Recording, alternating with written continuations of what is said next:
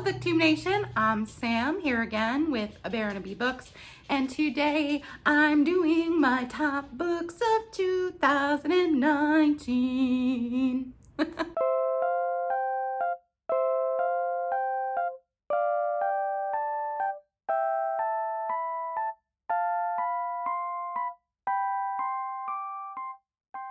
Yay! So of course these are the videos that everyone looks forward to filming and everyone looks forward to watching every year.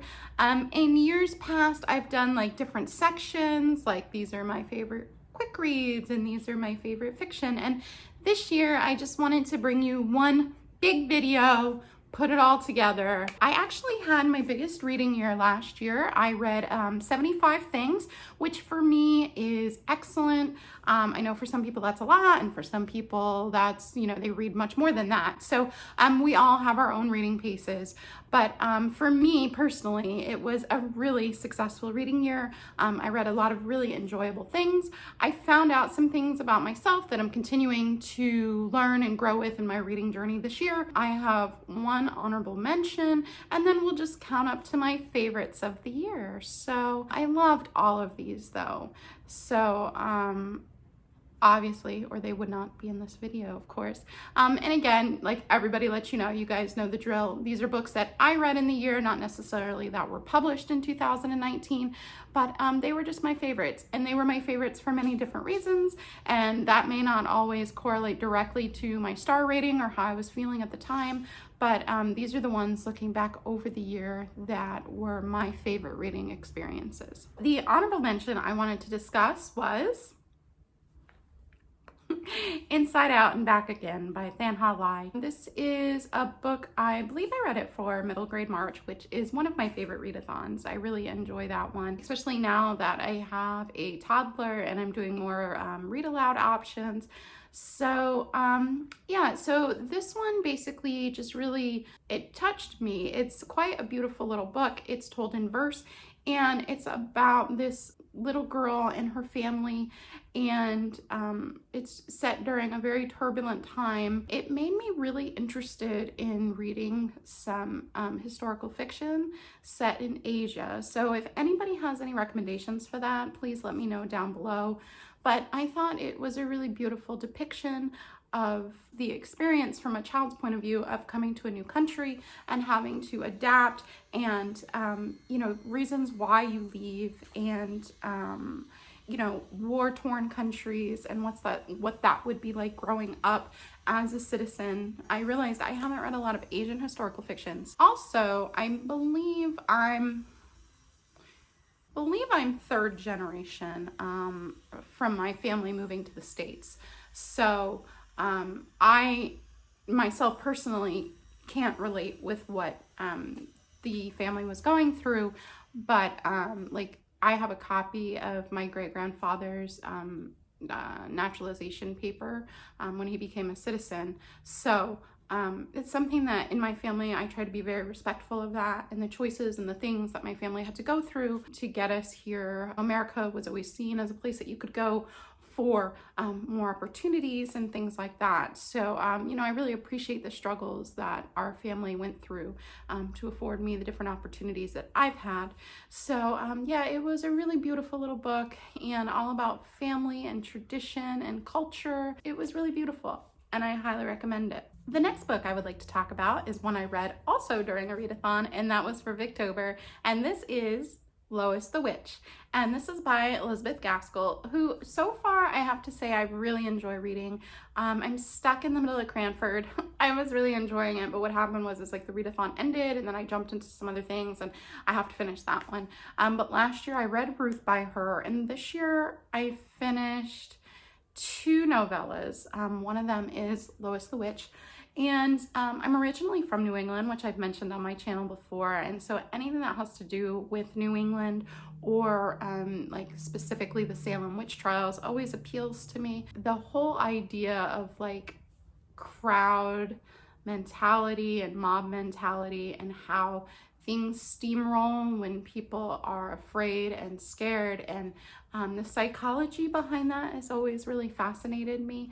And if you like that, then you'd like this book, because it's all filled with that, you know, different ignorances and different things that spawned certain unfortunate events in our country's history. So yeah, I really find it very interesting.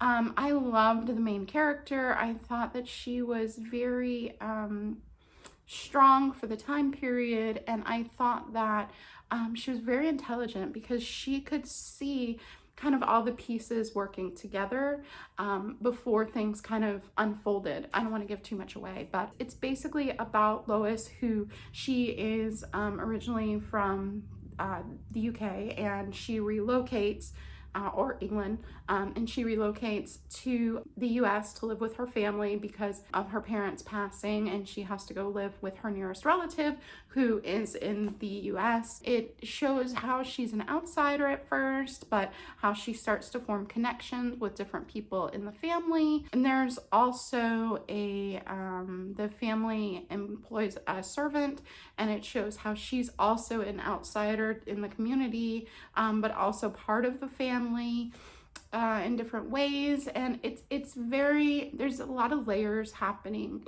and I found it really interesting.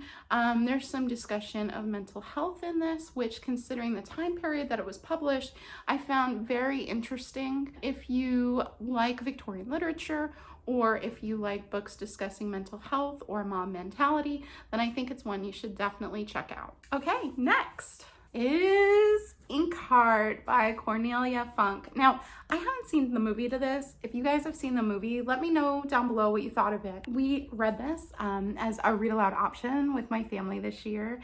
I really liked this one. We're reading the second one right now, and I'm not 100% sure how I feel about that one yet, but I thought this first one was really great. The thing to me about this book is the characters. I can still picture them in my mind. She does such a great job with making them feel like something you've already experienced. You know, it felt very like of my childhood. And I was born in the 80s, so it's been a while, but they felt so familiar and comfortable. And I think even reading this as an adult, I think that it can kind of take you back to that moment in your life as a child, so that you can connect with it. But basically this book is about a young girl and her family, and her father has this gift or curse, or however you want to perceive it, where he can basically read things out of books. That ends up causing a lot of issues for the family along the way. And there are some tougher scenes in this where I don't want to give anything away, but if you have any trigger warnings, you may want to look into this a little bit. It's middle grade, so it's not super violent or anything like that, but there's just some situations that they made me feel kind of claustrophobic while I was reading it.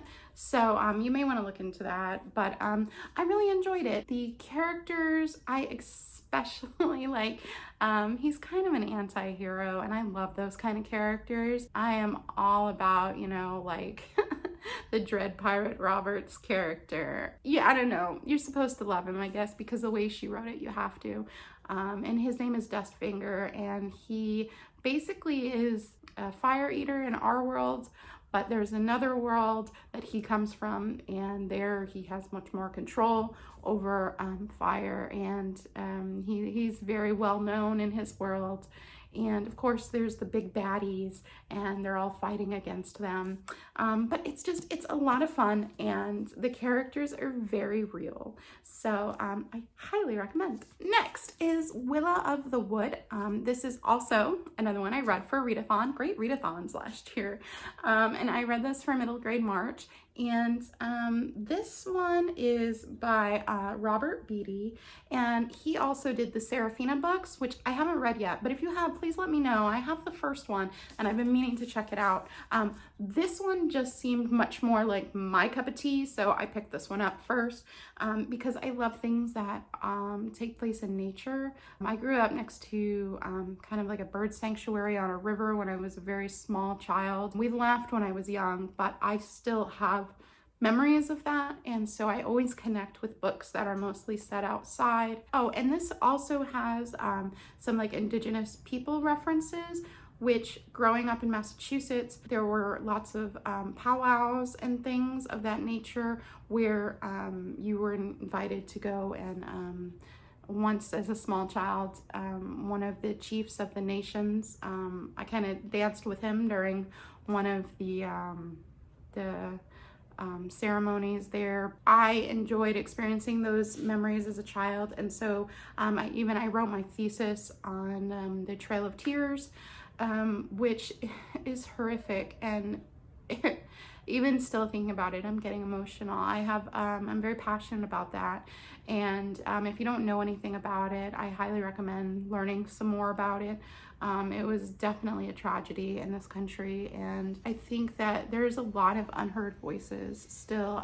While I was doing the research for that particular paper, it's very difficult to find own voices documentation from that time period because of the way that, you know, things were published and the oral traditions of the communities. But anyway, I'm completely, but anyway, those are why this book appealed to me.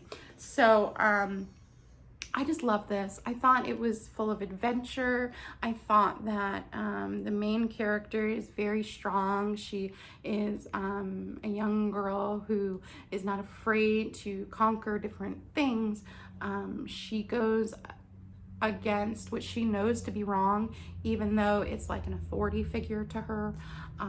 And it is told in such a way that you really feel the setting. It becomes almost another character.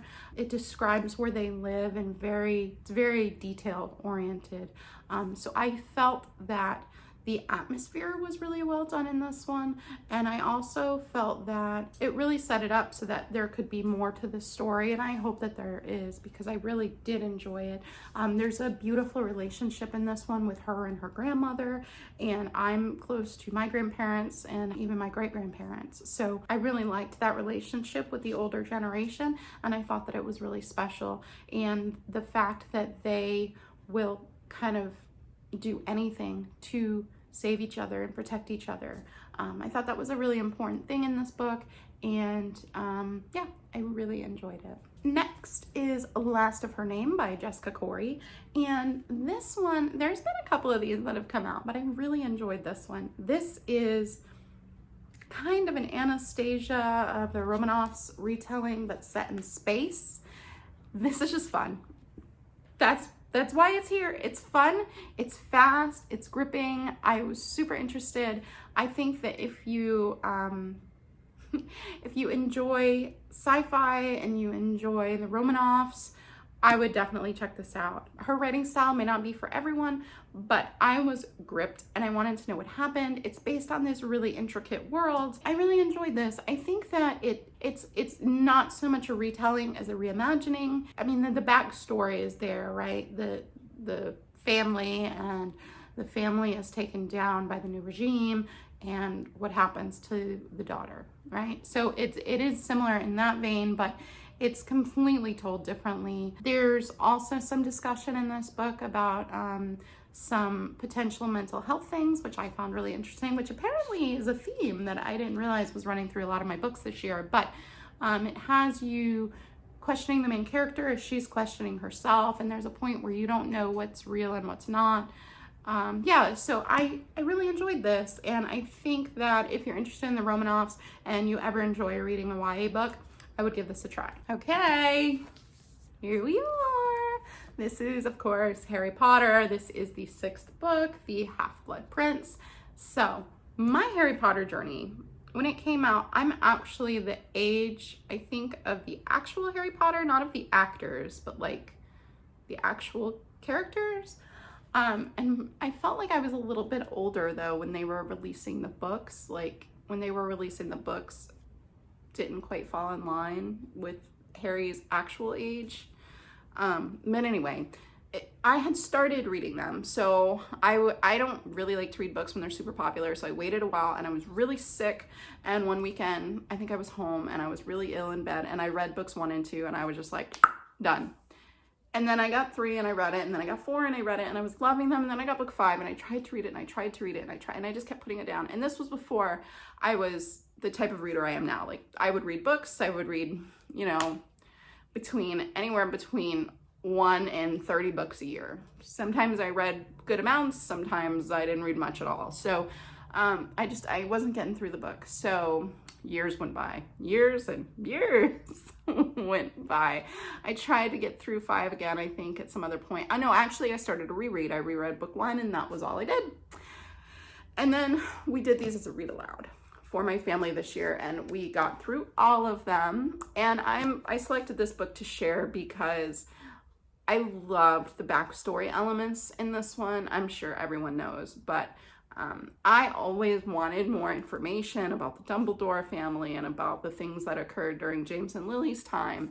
And you get some of that in this, and that was really satisfying for me. I'm excited to do another reread over the years. But yeah, I mean, how can you not love it? It is, you know, it's one of the best children's stories I think that we've received over the past, right, like 50 years. So, in my opinion, but, yeah, it took me a long while to get to my love. It was a slow journey, with Harry and I, but, yeah, I think it's wonderful. And every time that I go back to the movies or the books, especially book 1, since this is now my, I don't know, 3rd reading of book 1, I get that warm feeling, you know, and it's like putting on a blanket on a cold day. And I think these books are really great for that. And of course, this is by J.K. Rowling. Okay, so the next one, Balzac and the Little Chinese Seamstress by Sijie. This is one, again, I was sick during a period of the year, and I was just eating through audiobooks. I was devouring them. And this one, I really found enjoyable. I had thought about picking up this book. I had seen it around, and it looked like something that I would be interested in. And I think that if you like historical fiction and you're a reader, you'll love this book because it talks about not having access to literature and what that does to a person and the human mind. And you know, there's so many things that can be taken away, so many freedoms that can be lost in wartime or change of regime situations. And having to like hide literature and not being able to gain knowledge, like the knowledge that is at our fingertips right now, is just amazing, and probably has been the most that there ever has been. The thought of having to hide my books was just, it stuck with me, and because of that I had to put that on this list. This story is interesting. It is about 2 young men who they go to live in this camp, which is basically a re-education camp, and they meet this little seamstress that lives in the mountain, and they form a relationship with her, and it's just kind of how that unfolds with their lives together. But yeah, I thought it was a beautiful little book. It's a quick read, and I think highly worth your time. Next is another one from a readathon, and that is The Children of the New Forest by Captain Marryat. It is of course, it's a Victorian, so it was written during Victorian times, and it's a children's book. It obviously, New Forest, so it takes place there, and again, I love books set in the outdoors. This is really atmospheric for that. I really felt like the nature was present in this book, and it also is kind of a day-to-day novel, which I really like. So basically what happens in this novel is the home of these children, and it happens right in like the very first chapter, it's not a spoiler, but their home is burnt to the ground, so they have to leave, and they go to live in the New Forest with basically someone that used to work for their father. And it is about how they go about living like that, because it is a complete change for these children that were used to living, you know, in the big manor house to now live in the middle of the woods with like the gamekeeper. So yeah, so it is, I think that there are some really beautiful moments in this book. I think that you really get to know some of the characters. Some of the other characters I wish were developed a little bit more, but I thought for the time that it was written, I felt that you really got a feel for the children's literature of the time. I really enjoyed the setting and the place of this, and I think it is a good book to read if you're looking for children's literature in the Victorian period. Next is Onyx and Ivory, and this is by Mindee Arnett. This is part of a duology, I believe. And again, this is just another really fun book. It is YA fantasy, and it's really fast-paced. It has, for some reason, I like YA fantasy that include horses. There's horses. I like the horses, I guess. I don't know. But there's also kind of dragon things in this book. There's the romance interest, of course, as comes with most YA fantasy. But I don't know. I've read quite a few, and this one just really stuck out to me. I like that it's a duology as of right now. I like shorter series. But yeah, it just... I don't know, and this one, basically, the lead character, she got kind of shunned from the kingdom, and so she has to start a new life over, and that's kind of a trope that I enjoy. And she ends up basically being like a Pony Express, kind of, but it's really dangerous in this world because of these like dragon folk night drakes. So they're super dangerous and they will attack you. So yeah, and when this book starts, it's kind of like a nighttime danger. So the riders have to get from point A to point B before the sun sets, and that's kind of how the book starts. It starts really fast. Yeah, and I really enjoyed it. Next is another Austen that I read. This is Northanger Abbey. I've read Persuasion, I think, was it last year or the year before, and I really did enjoy that. I think I enjoyed Persuasion a little bit more than that. For me, my Austens still, they're kind of like that 4.5 star mark. I love them, but I don't think I found my favorite Austen yet, so I'm hoping maybe that'll be this year. So, but anyway, I enjoyed this one. This book is very atmospheric, and I love that. So if you like more gothic stories, I think that you may enjoy this, but it's almost poking fun at it. Yeah, so, you know, and the thing about this one is our protagonist, it takes forever to get to Northanger Abbey. If you've read this book, you'll know what I mean, but if you do read it, if you do pick it up, never fear, you will get there. It just takes a while. This book is about a lot of things, but I think that I most enjoyed it for, there's a friendship that's developed, and Katherine is, she's kind of, in the beginning, it's joking about how she's not your typical heroine, you know, let me see. Yeah. So the very first sentence in the book says, "No one who had ever seen Catherine Morland in her infancy would have supposed her born to be a heroine." But I really enjoyed the friendship that's formed with Katherine and one of the other characters.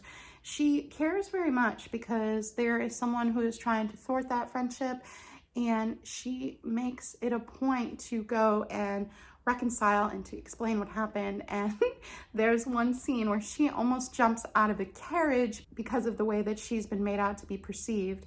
And if anyone has ever been in that situation, like, I get it, you know, people, if someone doesn't understand who you really are, or your motives have been twisted by someone else, you know, she is really eager to get that out there and to let her know that it wasn't me, kind of thing. And I don't know, I really enjoyed the relationship there.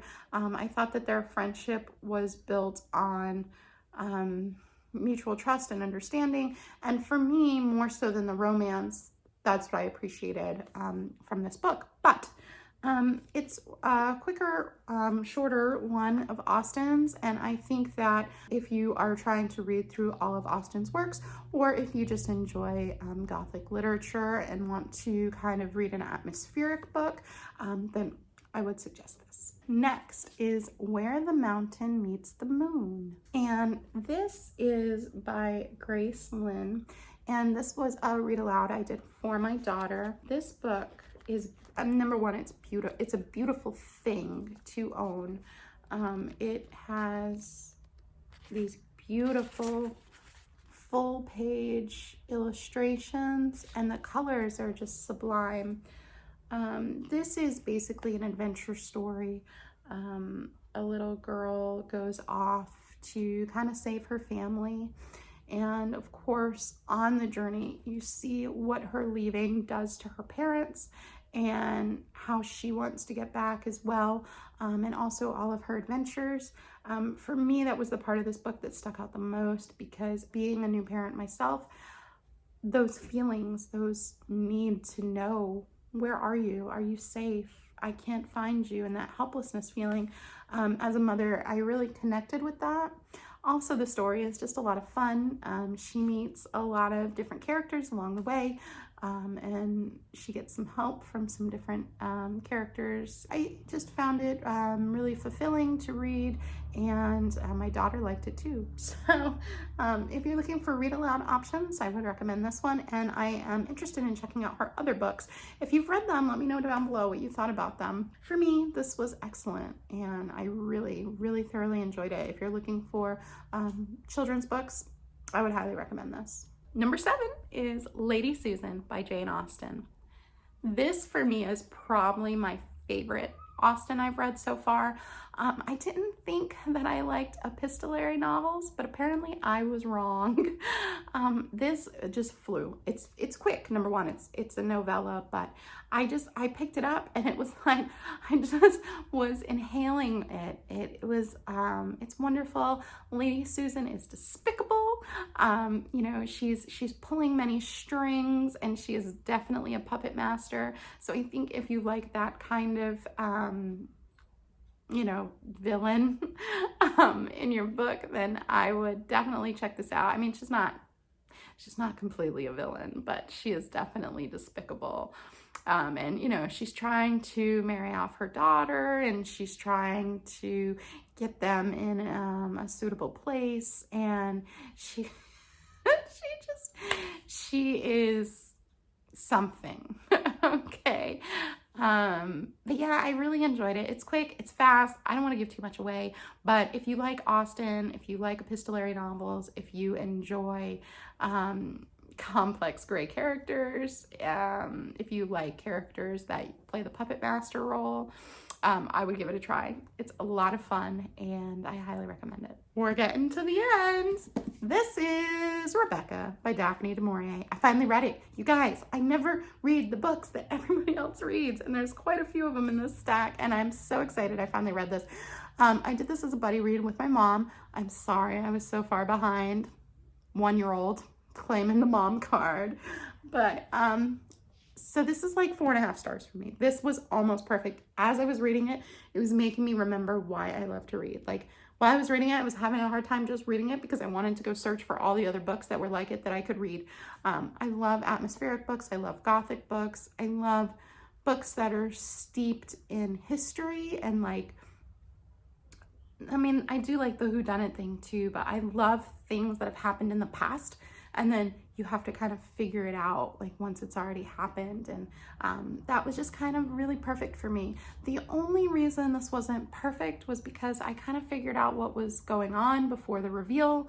So if that, you know, if that's something, I love when you read something and you feel like you're there. And Manderley, of course, is definitely that. I mean, everyone who's read this knows that. I had been spoiled for something in this book that wasn't the reveal, but it is very important. And so that kind of probably diminished a little bit of my enjoyment of this, which was completely unfortunate. But that's what happens when you listen to podcasts about reading books. I really enjoyed it. I'm excited to read some for other things. If you've read other things by Daphne du Maurier, please let me know. I think I may check out Jamaica Inn. I also have Frenchman's Creek and My Cousin Rachel, which I tried like a little bit of the first chapter and it didn't pull me in nearly as much as this did. So the writing style felt a little different to me. But yeah, so if you can recommend something by her, I would love to hear. And yeah, I highly recommend this to anyone who enjoys modern classics or who enjoys gothic stories.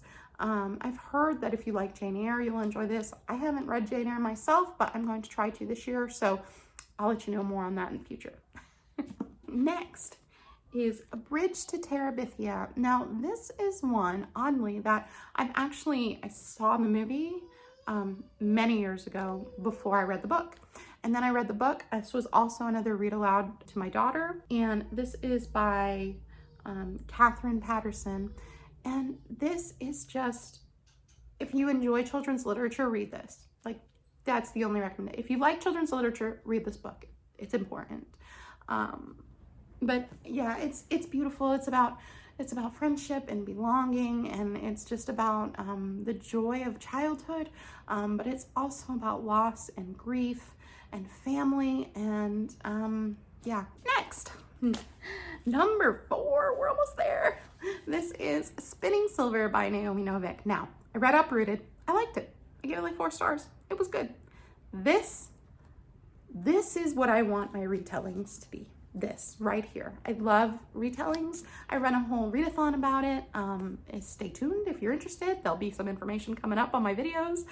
But I loved this for a retelling. It's not a super literal retelling. It follows the story of Rumpelstiltskin. This one is more about multiple women and how their stories intertwine. It's very descriptive. It's a very cold book. It's set in a winter setting, and you feel that. Like, you feel, to me, I mean, you feel cold while you're reading this book. The women are very smart in this book. Another thing I really loved about this is I did a little bit of research on the author, and I am very, I know quite a bit about my family's heritage, and I find it interesting to learn more.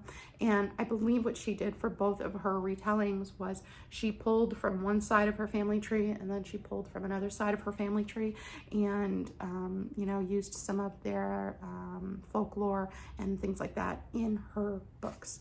And I think that that's beautiful, and what a way to pay tribute to your family. There's like these winter fairies and their world and how it connects with our world, and then of course drama ensues, and there is the Rumpelstiltskin element about, you know, I give you this and in the morning you have to turn it into this. Like, that element is in here, and I thought that it was done really smart. Yeah, if you've read this and you know what I'm talking about, please recommend to me some more retellings that are like this. I just really, really loved this book, and I would love to read more things like it. Okay, number 3 is Adeline Mowbray by Amelia Opie, and I need to get my hands on a copy of this. It was one of my top 3 books of the year, but it is harder to find. This book made me think. I'm a married person myself. I never like had in my mind that I was going to set out to be like a family person, but I always did want to get married, and I had the idea that I wanted to marry you know, my best friend, and I wanted to see the world, and I wanted to experience life as a married person. That was just something that was always important to me. And this book flips marriage. Like, it just turns it on its head. And there were a lot of points while I was reading it where I was just like, oh, you silly girl, like, what are you doing about the main character? And she just she basically she learns, her mother studies this man and all his writings, and she buys into his ideologies. And it's just, if you like books about certain things, like if you like to read about marriage, if that interests you, I would definitely check this out. If you're also interested in books about mother-daughter relationships, that is also kind of a secondary theme running in this book, which is also very interesting. And this book is said to be based on a true relationship at the time of a friend of the author, which I also find interesting. I hope she was like supporting it, because otherwise that's kind of twisted. It's so high up on the list because of how much it made me think. It made me have conversations in my home, the way that other people see marriage, and the way that you see marriage, and the way that what is important in society now, and what was important in society in the Victorian times, and how it's changed. I'll link below my Jane Austen July wrap-up, because I talk more about this then. I love books that get the wheels turning. I haven't been in college for a long time now. I won't tell you how long, but it's been a while. And I miss feeling like I was in a class and I could debate and discuss something while I was reading it. And this book sparked that in my home. And so that's why it's so far up the list. Number 2 is Alice's Adventures in Wonderland by Lewis Carroll. Now, how have I gotten to this point in my life and not read this book? I love fairy tales. I mean, love. And this is basically a new created fairy tale through classics, right? So how could I not have read this? Yeah, it's almost like you say back and forth in your head. You're like, is this just nonsense or is he a complete genius? You know, to me, he's a complete genius. I felt swept away. I felt the whimsy. I love the scene at the end with the queen and they're playing croquet. I could see it just painted so vividly. It was so much fun and so enjoyable, and it's such a quick read. So I think if you enjoy children's classics, if you enjoy fairy tales, you should read this. I mean it. And finally, my book of the year for 2019 was Little Women by Louisa May Alcott. That's how that book makes me feel. It was so warm and so full of love. And, you know, I've heard that it's too fluffy for some people. But they deal with real things too, these 4 women.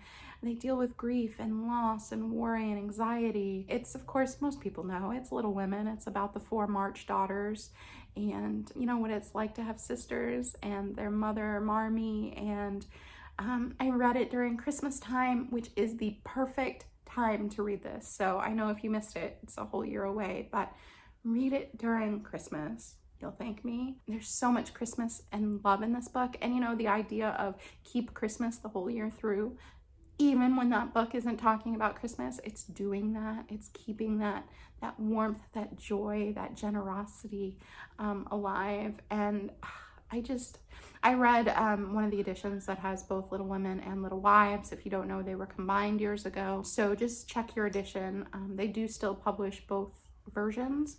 And then there's still 2 more that I need to get to, which are Little Men and Joe's Boys. I loved it. It made me so happy. It's about family, and it's about feeling who you're supposed to be. It's about sacrifice for yourself to give to others. And I think one of the beautiful things to me about that book is that it has 4 sisters, because I think that everyone can identify a piece of themselves in at least one of them. For me, I'm a mix of both Joe and Meg. I could see bits of my personality in both of them. And I think that was just really special, watching them grow up and watching them become women and watching how, you know, they each take their own path. If you like classics, if you like domestic fiction, if you like books about family or sisters, if you like feel-good books that make you feel better about the world when you close the page, read it. So that is all I have to share with you today. I hope that you've enjoyed my best books of 2019 wrap up. I hope that you also had a wonderful reading year and that 2020 is treating you well so far. So yeah, thanks. It was a great reading year. Thanks so much for being here with me. If you're new, welcome. Hi, I'm Sam. Hello. And if you're returning, thank you ever so much. I really appreciate sharing my love of books with you, and I hope that you all have a wonderful reading year. So thanks for being here with me today. Farewell for now. Bye-bye.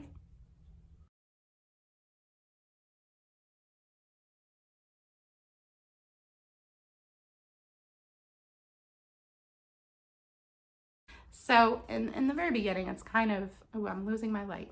It's kind of poking at the whole idea of the heroine and the way that, let's see if I can adjust a little bit. and the way that, right, where was I going with this?